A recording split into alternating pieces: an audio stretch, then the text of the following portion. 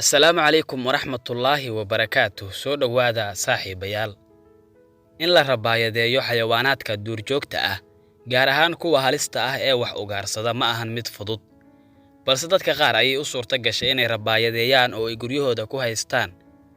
Waxayna inta badan uga faa'iidaysteen xilligii ay yaryaraayeen, maadaama ay fududahay in la layliyo xayawaanaadka inta ay yaryar yihiin.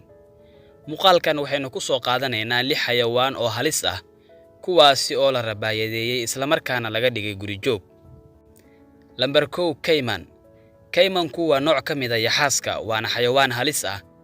Ninkan Jabaaniiska ah oo lagu magacaabo Borobashi wuxuu ku nool yahay magaalada Hiroshima ee dalka Japan. Wuxuu gurigiisa ku haystaa yaxaaskan halista ah. Yaxaaskan ayaa dhererkiisu gaaraya 2 mitir iyo 10 sentimitir, culayskiisuna waa 46 kilogram. Sanadkii 1982 ayuu Borobashi ka soo iibsaday yaxaaskan goob lagu iibiyo xayawaanaadka duurjoogta ah. Laga soo bilaabo xilligaasina waxa ay noqdeen saaxiibo aan kala tegin, iyadoo ay jirto in badanaa xamaaratada aysan da'doodu dhaafin 30 sano. Haddana Borobashi iyo yaxaaskiisu waxa ay wada joogaan muddo 40 sano ah. Lambar 2 Misi. Misi waa libaax buureed. Waxaa soo badbaadiyay Alexander iyo Merve Dimitri oo u dhashay dalka Ruushka.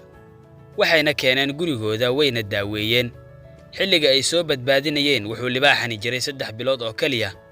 Maalin kasta 2 jeer ayaa damaashaad loo wadaa, wuxuuna cunaa hilib aad u badan, wuxuuna hadda ka mid yahay qoyska. Wuxuuna yaqaanaa isla markaana ka jawaabi karaa ilaa iyo 10 amar, kuwaasi oo lagu tababaray.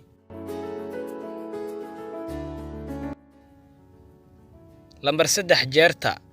11 Maarso sanadii 2002 xilligaasi oo ay daadad xoog leh ku dhufteen dalka Koonfur Afrika, waxay Tony iyo Charlie Ferdi soo badbaadiyeen jeer aad u yar, taasi oo culayskeedu ahaa 16 kilogram.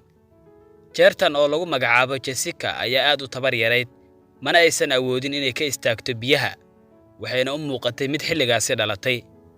Labada nin ayaa aad ugu dadaalay inay koriyaan jeertan, wuxuuna hadda miisaankeedu gaarayaa 700 oo kilogram.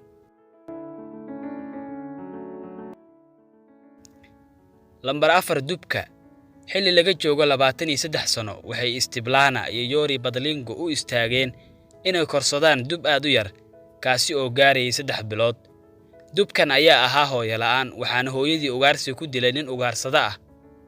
Waxayna u kaxaysteen guriga, waxayna u daryeeleen sidii cunug ay dhaleen oo kale. Sanado kadib wuxuu dubka noqday mid weyn, wuxuuna culayskiisu gaarayaa 150 kilogram.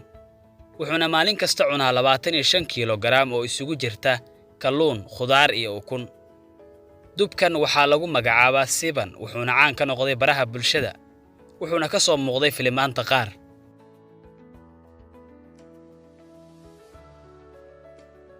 Lambar 5 Geriga. Dalka Koonfur Afrika xilli laga joogo 10 sano, ayay qoyskan oo safar ah waxay wadada dhinaceeda ku arkeen geri aad u yar, taasi oo dhererkeedu gaarayay mitir iyo bar. Gerigan ayaa si xun loogu tuuray wadada dhinaceeda, waxaana dusheeda ku degdegayay cayayaanka.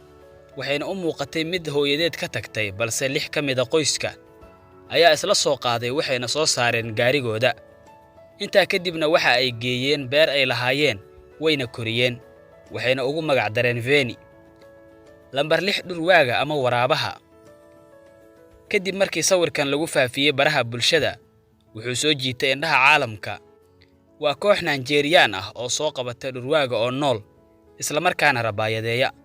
Dhurwaayadan ayay ku haystaan guryahooda, waxayna siiyaan hilib aad u badan. Inkastoo la sheego in waraabuhu uu yahay xayawaan aan rabaayad noqon, haddana kooxda Nigerianka ah waxay maalin walba u adeegsadaan inay ku ciyaarsiiyaan dadka, iyagoo keena wadooyinka waaweyn ee Abuja. Muuqaalkeeni maanta inta ayuu ku egyahay. Fadlan haddii aad dhamaysatay share gare oo la wadaag asxaabtaada, ku soo biir oo subscribe saaro channelka Kobcis. Inta aan ku kulmi doono muuqaalka xiga, sidaa ay nabadgelyo. Wassalaamu calaykum waraxmatullaahi wabarakaatuh.